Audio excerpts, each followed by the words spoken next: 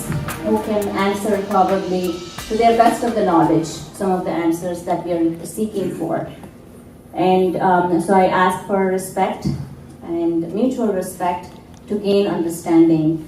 And if we still don't have the answers, we can continue these dialogues. That's why the dialogues don't stop. It's like a campaign. You increase and decrease the volume whenever necessary, right? So there was the speaker in front of a crowd, and he was invited as a chief guest. So he or she had the mic and she started speaking. And this crowd was like listening, oh wow, and they clapped, and she spoke, right? And then she spoke, Melanie. She continued to speak. And then people are like, okay. And then some of the young kiddos are yawning. And one young fellow actually showed his watch and said, don't you think it's a little bit time to, but she still continued to speak. And then finally, the young fellow who was very impatient got up with a bat, right? And started walking towards the chief guest. And then the chief guest said, hey, spare me, sorry, spare me. And then the guy says, young fellow says, not to worry, I'm here looking for the person who invited you to speak.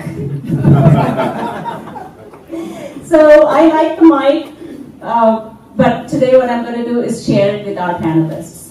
So it's a good thing to share and care, and I'm glad they're going to be enjoying to share some knowledge with y'all as well. I know all of them except Dr. James just recently, but we've been involved in an interfaith conversation for almost a year or two by now. Manharji is an expert in the Hindu religion. He calls himself a chaplain with no complaints. How cool is that? So he also teaches at every university, right? And if I missed anything, and that's very important, you can also chime in when you're ready to speak, Manharji. And Manharji also did his studies in South Africa, and at that time he thought that being associated with the white South Africans was a privilege. So he associated with them, but they never brought him in. So then he learned that then he moved to the African Americans in South Africa, or South Africans who were blacks, I should say that. And then he realized he wants to be on the side who accepts him, rather than to prove himself to the side that hasn't accepted him. So thank you for sharing that with us, Manharji. Next we have a very young, dynamic person, Imam. He's also involved in our interfaith connections. His name is Imam Abdul Jabbar. He is a youth director and probably, if I'm not mistaken, the youngest of all of us, I think, if I'm not mistaken. But I'm younger than you. Me too. So Imam Jabbar is the youth director for 2 mosques in Atlanta. One is the Al Farouk Mosque, and the other one is the Omar bin Abdul Aziz. I believe that's in Roswell, Norcross, and is a very dynamic leader of all the youth in the communities. And then we have... He's my neighbor. He's also... Really? Next to the mission. Yes, Chinmaya Mission and your mosque. Both studied in South Africa. Right. Oh, yeah, okay, awesome, okay. So Imam Jabbar likes to share his food, except when it comes to shrimp and grits. It's like, no way. Next we have Melanie, Reverend Melanie Iyer. I came to know her very nicely last year. She is very, very humble, down-to-earth person. You get to know her a lot. No matter how you attack her on any side, she'll always come back to you with love and make you understand. But I don't know how you were a lawyer like that. That wasn't a very good one. So she says that the past 25 years that she worked as a lawyer, now she is, Hindi may we call it like paap ko, sin ko dhona, right? So she's now become a minister to sort of wear off or balance the lawyers' fights that she had to fight for. So thank you for being here, Melanie. Next we have Gulberg Singh Basi ji. Thank you so much for being here. And definitely after the event, if you want to learn some Bhangra dance steps, which I do, I'm going to stay back and he's going to teach us 3 steps. Roland, you're in, right? Awesome. Okay. So, and he's also a soccer player, a very well-known, renowned community member in the Sikh community. Is always very humble and quiet and passionate.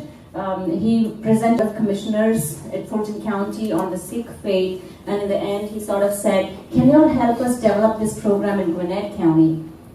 And I did try to help and reach out to the Gwinnett County, which didn't help that much because they said they're not ready yet. So opportunities when the doors are open, that's really good for us where we can spread the message. So thank you so much, Vasiji, for being here. And he's also a passionate soccer player. That's his passion. So if you all want to learn soccer.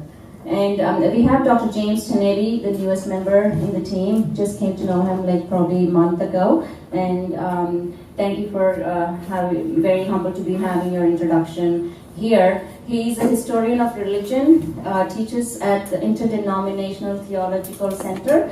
Do you call yourself an Ambedkarian? Is that right, Doctor? You accept his principles, Dr. Ambedkar's. Okay. He has written extensively on Dalits and Christianity in India. So again, thank you so much for being here. So have you ever paused because people thought you were different, and how did you react? But also if you can elaborate on your religion. See, we as Hindus, especially I'm looking at my perspective from South Africa, because third generation raised outside India, and having had the exposure to both the Dutch and the British, who naturally were the ruling class, so we felt as brown skin more privileged than the black skin. So we identified with them naturally, but when it came to going to college or sharing the political rights, we were denied. So we were caught between the two. But what was nice was we had Islam in South Africa and we had ANC, the black. So from a practical perspective, although we dressed like the white men, and some of the Islamic brothers dressed the way they dressed. And naturally, they were wearing their white pants, which looked like pajamas. But they were accepted by the blacks. So we felt the strength from their connection that they are able to represent themselves, and yet we wanted to hide from this clothing, which was identified with kurta, etc. So this dress-up problem was external. But once we found out that if we were privileged, we could wear those same clothes in that community and they would welcome us. So ultimately we had to look for our own identity. And once I found what my true identity is, I am who I am. And I can't change that. But being a Hindu, I was able to then broadcast and say, I'm proud to be who I am. But we were caught between the two. And yet the strength came like Gandhiji in South Africa because Islam was there and ANC was there. And these two communities with Hindus were able to take the non-white issue on the table. And Gandhi was the first person to have an all-community conference in South Africa that included coloreds, blacks, whites, brown skin, everybody. And he defied that because he said, I want to take this as a lawyer and I want to have this meeting where everybody can meet like here and be able to talk freely. I hope that helps. Thank you so much. Appreciate that. Let you know about my faith, I always say there is a part of me which is Hindu, because I grew up as a Christian family, one Christian family, in a predominantly Hindu community, which even today votes Marxist when elections come. So there is part of me which is Marxist, part of me which is Hindu, part of me Christian, and at the core, ours happens to be the only outcast family in the entire neighborhood. So when we went to school, people stared at us. Of course, my father's generation, he couldn't make it. And when we went, school ends, we come back and we had none to play with. So that explains it. And that if you talk about Andhra Pradesh, Hinduism, Our Hinduism is born out of Buddhism. It's the other way around. So our texture of our Hinduism is slightly different. So a part of me is Buddhist too. So growing up in my early 20s, as an outcast, Dalit, we had a role model, that is Ambedkar. Somebody who wanted to go to the world with education, with organizing. By questioning people and demanding rights, you can make it. And somebody who proved it. And if you grew up like Gandhi, in late 19th century and early 20th century, like Nehru, like Ambedkar, there is something common about them. All of them are children of modernity, whether you like it or not. So the three principles. One, brotherhood, universal brotherhood and sisterhood, fraternity. Other one is freedom. When you dream of a universal God's household, there needs to be something called everyone needs to be free. That's the reason the whole freedom struggle. For Ambedkar, there's one more leg to it, that is social equality. And I'll use the image of, it's not two eyes. If one eye is not doing well, other eye makes up. But for Ambedkar, it is like the bicycle. If there are two pedals, you put equal pressure on both so that the bicycle can move on. Remember those bullet carts when I grew up in India, which had two large wheels. If one decides not to move, other would not move. For Ambedkar, freedom and equality should go hand in hand. And you know what? Religion should play the role of an agent to create that universal humanhood, family where everyone is free, everybody is equal. And you know what he decides? He decides to which I did not. Okay, he decided to embrace Buddhism. And you know three things that he said in Buddha's teaching. And of course, now I begin to ask those questions. As I ask about Christianity, I ask about Buddhism now. According to the original Dhamma, that is compassion, don't be violent towards others. Knowledge, which he stood for, going to University of Mumbai, Columbia University, London School of Economics, and equality. Again, the same theme runs through. And me, of course, having grown up in a Christian family, that's what we've been told. We've been told, and of course, we had our problems, but always, wherever I was alone. Maybe one or two other Christian kids in our high school. Most of the teachers were Baptists. I do remember, of course, there are some who made fun of us, but there one or two would call us and say, you know what, James, you'll do well in life. So my father taught us one thing, that's very formative, that is, show grace and find grace wherever you are. I think that's what, of course, for him, Ambedkar, equality, and a part of me which says, find grace and show grace. And you would agree with it. Be compassionate. I think, did I respond to both your questions? Thank you. Or they call themselves not affiliated with any religion, or they call themselves spiritual or growing high in number, right? They're growing high in number almost to the top 4 spots of the other major religions. What do you have to say for a person who says, I don't believe in religion, and why do you think this number is raising? Anyone who wants to start? Okay, Melanie, and then you can give it to... Oh, okay. Thank you. You know, it's interesting you said that, Nazeera, because back when we were doing the Fulton County presentation, we had a slide that showed what the numbers were. Can I just give a second to give what those numbers are? Yes. It's interesting. This is all these numbers are based on the census. So the last census we had was 2010. But between 2000 and 2010, the percentage of people who identify themselves as nuns, N-O-N-E-S, rose 914% in Fulton County. And now it's the second largest demographic group when you are looking to identify religious preference. You have Protestant, which is 50.1%, and then you have nuns, which is 34.2% in Fulton County. It is a huge, huge growth, and we can all ask ourselves about why that was, and there are all sorts of opinions as to why that is. A lot of people in my spiritual community come from that group because they grew up in a more traditional church, and it wounded them. I mean, they will not want that. For a great many of them don't want to hear about the Bible. My joke is I can say, Rumi said X, Y, and Z, and they'll go, oh, how deep. But then I say, Jesus said X, Y, and Z, and they're like, stop talking about Jesus. I know my son doesn't want to go to church because he says, I just don't want to hear about Jesus. I said, neither does anyone at my church. Come on, it's fun, you'll love it.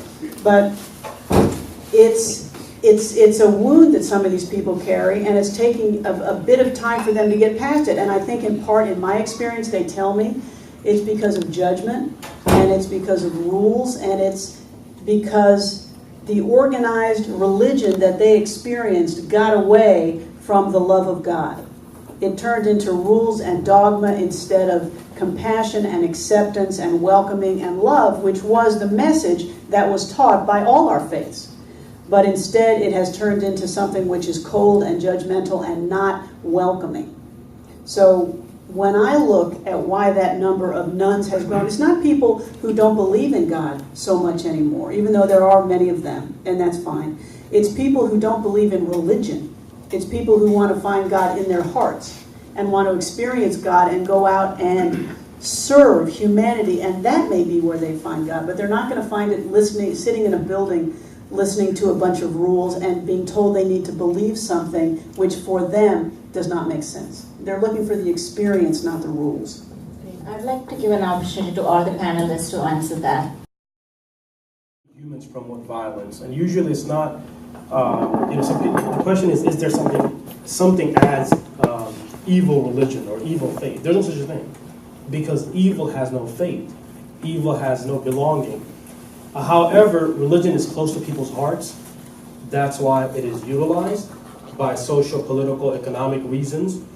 But I don't believe and factually don't know of that somebody who is religious or non-religious, that they're prone to more violence or not. Because if you look in a post during the World War and post the Second World War, some of the worst injustices against humanity were done by people who proclaim atheism. You know, if you look at Lenin, if you look at the Marxist thought, if you look at what is his name, Mao Zedong in China, these were atheist leaders who didn't believe in God. But they carried out some of the worst.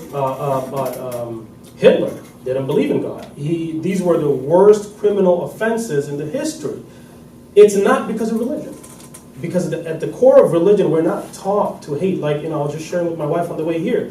I was saying, because one of the questions that I read was about mutual respect beyond tolerance. Do we tolerate one another or do we respect one another? And I think the question is about respect more than tolerance today. Because, imagine if I go up to my wife and I say, hey, look, man, I love you, but just letting you know, I am tolerating you in this house. Well, let me just tell you, I won't be tolerated in that house anymore, right? So it's not about tolerance, it's about respect. And I said, the verse that really sticks out when I hear that question is in the Quran, where God tells us, in Arabic,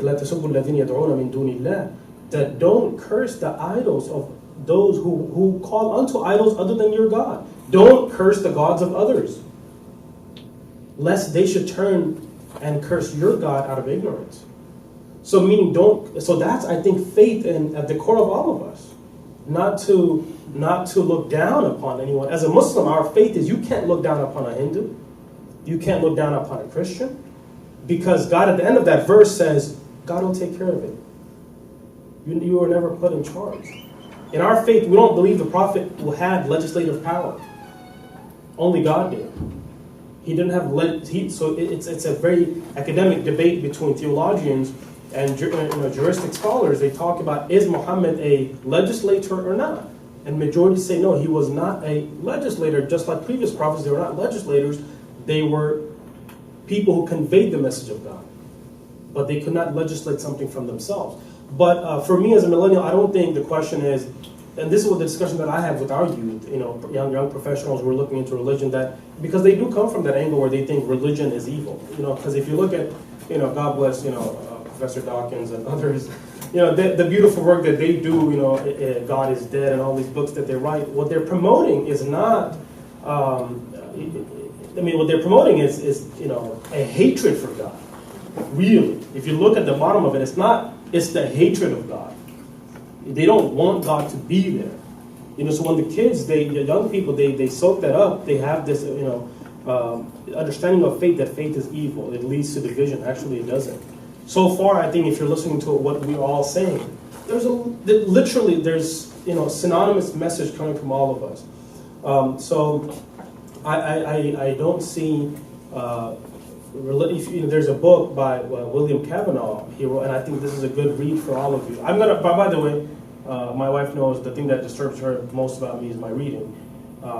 So William Kavanaugh wrote this book. It's called "The Myth of Religious Violence." You should read it.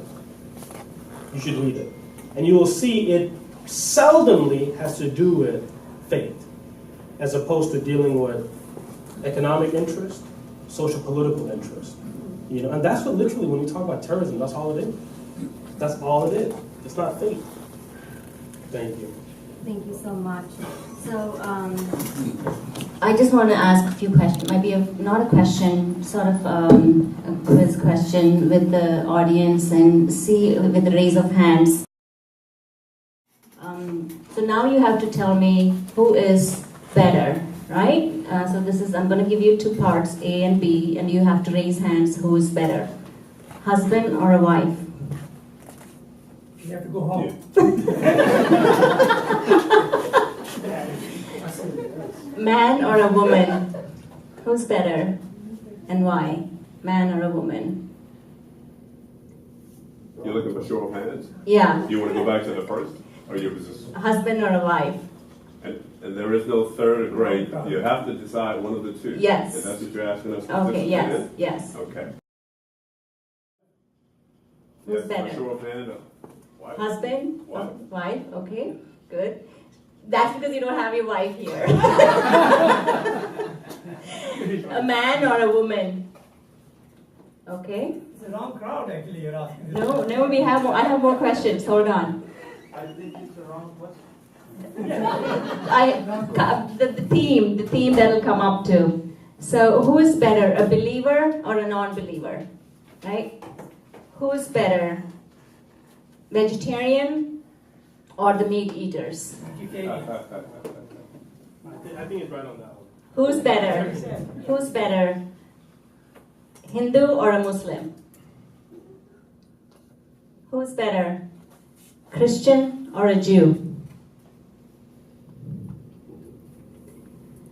From what I see, from my experiences and my interactions, I think it's about the human, because we are human. We are very competitive.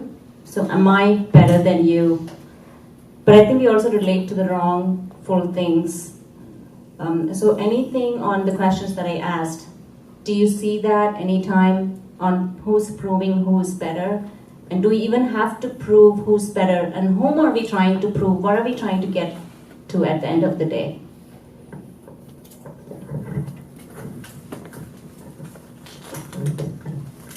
In all these questions, what is assumed is a scale, a measuring scale as to who's better. It is not the gender, it is not the faith. In fact, in 6 scriptures, there's an incident that's written in the scripture. When Guru Nanak visited Mecca for Hajj, the priest there questioned him, who is better, a Hindu or a Muslim? And his answer was, the they both suffer because of their deeds. It isn't the faith that matters, it is how they live their life, and had nothing to do with faith or gender or color of the skin or anything else. So when we are talking about who's better, we're looking at some sort of a scale, right? And that scale is not in the qualifications that were read here. The scale is what is the life, the kind of life the person is living, and those values that we in some fashion call it human values, our basic rights. Those are the values. If we are living accordingly, that's better. And if we're not living accordingly, that's not better. Thank you. Thank you so much. Is there, Go ahead. Yes, yes. hold on, but thank you. The other thing that strikes me when I think about those, who's better, man or woman, wife or husband, or whatever the questions were, those were good questions, is they're false divisions. What we do is we take labels and we put them on each other, and then we decide they're important. We're so efficient at hating each other. We do it so well. We decide that you're a Democrat and I'm a Republican, therefore I don't like you. Or you're a coal miner and I'm an economist and therefore whatever. We just come up with these divisions, we just create them, and what we're doing is we're focusing on the tiny things that separate us and the things that don't matter. What the challenge is we have is to focus on the things that unite us. For example, when you look at politics, you look at Democrats, you look at Republicans, whatever other parties there are, don't we all want our kids to grow up safe and securely? Yes. Don't we all want to have a strong country? Yes. Don't we all want to live in prosperity and peace and not have to listen to the news about the government every 30 seconds? Yes, we do. There are things we all want. And the fact that we may think there are different ways of getting there, don't mean to offend the government, but yeah, we set up these, we in the law we call them false conflicts. We set up these things which we think matter, labels that we think matter, and we focus on them, and we should shift our paradigm and focus on what unites us and what makes us the same, because it is so much more than what separates us. Thank you. Thank you so much. So I would like to go to a couple of questions, and I'm going to direct it to the panelists. These questions that are coming up, beautiful and very thought-provoking. These are deep questions, and I thank you for it. First question, we talk about D1. The way best I know, the various faiths have a different picture of D1, even though we talk about D1. When we define D1, and please don't take it that I'm talking negative or positive, I'm just simply trying to see the differences. D1 in Christianity can have a son. Not in Sikh faith, even though we talk about D1. So first is, we need to know what are we talking about D1, and I am not aware of other faiths, how they did. I would say in Sikh philosophy, the way the Sikh scriptures talk about D1, number one, it says nobody can know it all. Nobody can know D1 completely. We are limited, D1 is unlimited. But whatever we have read is more like D1 not having any form. He's not like human, or human is not in his form. That's Sikh philosophy. D1 doesn't have a form. D1 is described more like the energy that we talk about in science. Now, then was question about, I think the second part was something to do with different genders and atheists and so on.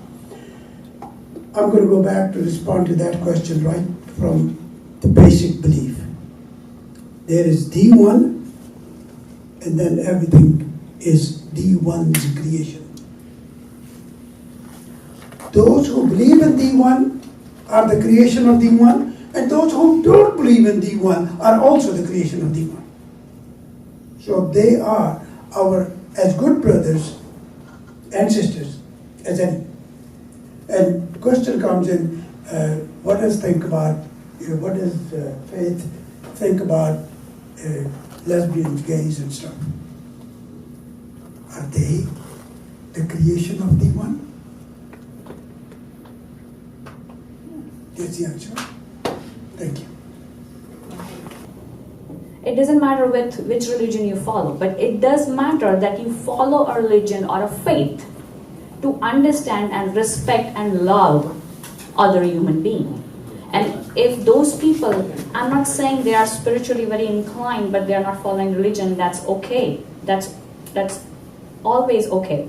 But if millennials are deciding to go that way, for me personally, that's not correct. That's not where they should be going. Because religion binds us. Religion controls us when we are going the wrong way. There are leaders in our religions, in everybody's religion, who leads us, who helps us when we are almost taking the wrong path. And these young kids, they are so fragile. They can enter in wrong paths so easily. And if they are deciding to not to go and follow any religion, that's scary for me. So my question is, what's the solution? One thing that I was thinking while sitting there, start educating them when they are in elementary school. And I have 2 small kids, and people ask them, who's your God? They don't know Allah's name. They have heard of Jesus in their school, but I tell them God is in your heart. I tell them love and compassion is God. I tell them if someone is falling in front of you, you pick them up. You give them your hand. And that is religion. If your teacher asks you, anybody asks you, that is your God. The love and compassion in your heart is your God. So Hina, I'm still your friend, but guess what? I'm a very more competitive advantage than you, because if I have any problem today, I'll have coffee with Manharji. I'll have dinner with Imamji. I'll call midnight to Melanie and say, hey, I have a problem. How do I move forward? And the same I'll do with Basiji as well. Because all of them for me is everything in my heart. I believe all of them are gods, all of you. So I know it sort of sounds different. People think I'm crazy, but I'm sorry. And that's where I found the religious freedom, accepting. And that's why I love doing interfaith, because I think there's so much that everybody can learn.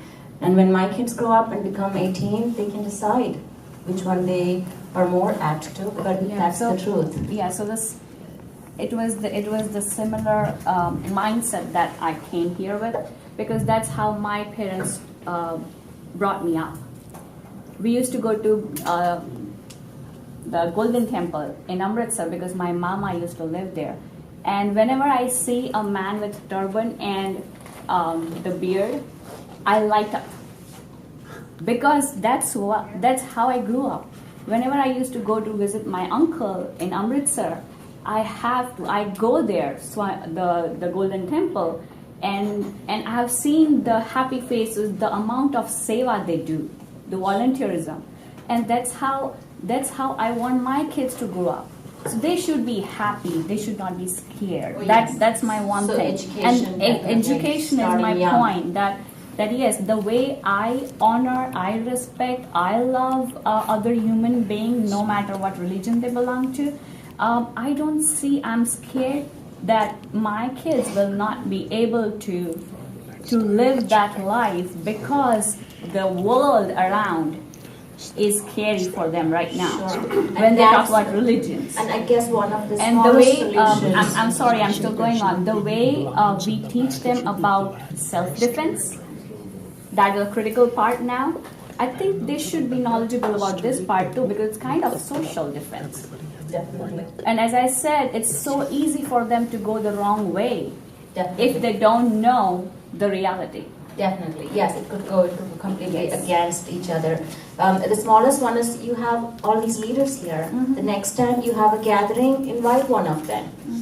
like they said, dine with one of with your group, and make that happen vice versa. Since Roland is here, I'm gonna give him. Syed, why don't you come forward? No, I can speak from here. Oh, if you wish, yes. Mike. Okay, you need a mic.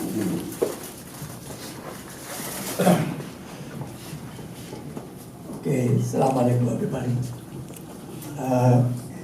Looking into this meeting, it reminds me typical Indian environment. Starting from eternity, we used to have interfaith communications, whether it is a place where the king is sitting or where it's a place where religious leaders are sitting. They used to intercommunicate, interfaith discussion, and the problem of the current society. And they came up with solution most of the time. That's why India became the teacher of the world. Yes. Not from now, but from thousands of years ago. Whether it is the Darbar of Akbar, where all these people will be discussing and talking. The brother was saying that success is in the secular state. But as people of faith, we know the word secular itself, if you look at the etymology of what secular means that which is devoid of divine. By its definition, you can't have a purpose. Because if you don't, for people of faith, we believe that if you don't believe in a higher being, you don't have purpose in life. You have to either believe that there is a supreme being who you are held accountable to be one, or you have to succumb to the fact that you are the result of cosmic dust, cosmic wind, and chance. And you can't have meaning in life, right? So, I don't think it's about going secular or, looking up. God has given everybody value. America, sometimes we may think America has one of the bloodiest past in humanity. You gotta read. Go ask the African Americans how advanced America is. Until 50 years ago, Melanie couldn't sit here. Until 50 years ago, the country, I love America. Look, this is my country, but we can't shy away from our problems. Go read the book, White Rage, written by a professor from Emory University, and you'll see what I'm talking about. So to be blindsided, and not one of the biggest crimes that America had committed was not to give humanity to people who deserve humanity. Right? 50 years ago, homosexuality was a mental disease. It was in the medical books as a mental disease. So I say that I respect what the brother is saying, but this whole acceptance, everybody has a dark past. There's a shadow that follows everybody. You can't escape that. But that's the second part. But I think when it comes to the youth, it's the practical aspect of faith. And they love that. They love that. I take them to go feed the hungry. I don't tell them anything about Islam. Amen. When we're done, I'm like, hey, the prophet used to feed the poor? And they're like, seriously, he did? That's it. Because you can't indoctrinate them. They hate being indoctrinated. So my thing is stop teaching them. Show them. And that's what's amazing what you're saying when you go to the Golden Temple. You didn't hear preaching. You saw. Yes, I saw. Today, they don't see. They don't see Christianity. They don't see Judaism. They don't see the Sikh faith. We want to see. My generation wants to see because we live in a world where you have to see to believe. I think I'll answer her question very specific from BAPS. Am I correct? Swami Munik Tilak Das Swami, wonderful youth leader. And I talk to him many times when I come there. And he's one of the few forward-looking persons. Yes. And the reason I specifically mention him is because every faith, religion, or group has certain practices that they fall within that has boundaries. And you can't go outside those boundaries. For example, women have to sit separately if you want to go to a Baptist temple. Whether I want to or not is a second story. But that's the way they practice their faith. No problem for me. But the issue comes up, which she says, I'm fearing for my daughter or my son or for my child. Future. I said, future is nothing to worry about. We have enough structure in humanity that we've already built with so many different faiths. Pick the one that works best for you. You pick BAPS, perfectly fine. It will work for you. If your children follow you, great. If my daughter, my son says, no, Dad, I don't like this, I want that, pick it. If it works better for you, that's your path. That's your choice. That's your freedom. That's your free will. So we live in that world where children are going to experiment.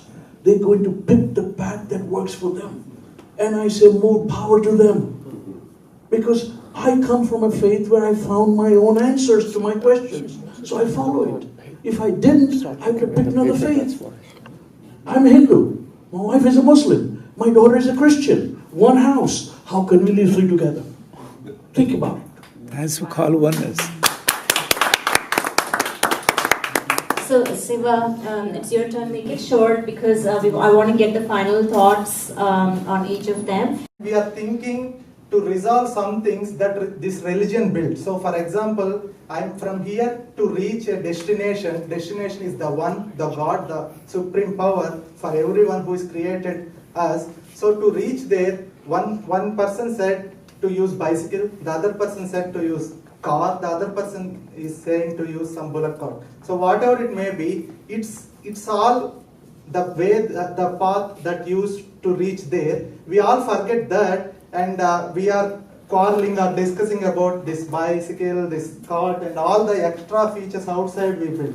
For example, in Bhagavad Gita, if you take Purushottam Prapti Yoga 16 and 17th verses, it told the three souls, Kshara, Akshara, and Purushottama. Means Jivatma, Atma, and Paramatma is nothing but mortal soul, immortal soul, and absolute soul. The same is said in Bible, that is in Matthew 28:19, they said it as the Son, Father, and Holy Spirit. The same said in Quran, in Qaf Surah 50th Surah 21st ayat, that is, there is a soul coming to the earth with a witness and a driver. So, we all are ignoring the basic rule of what God is saying. He said the path, but on top of the path, we built cycle, bullock cart, and car, and we are quarreling about these three things. So she said, is there an education? Is there a way my kids can know that what is God? So, for example, if I teach kid, a Muslim kid, what is 3 into 3?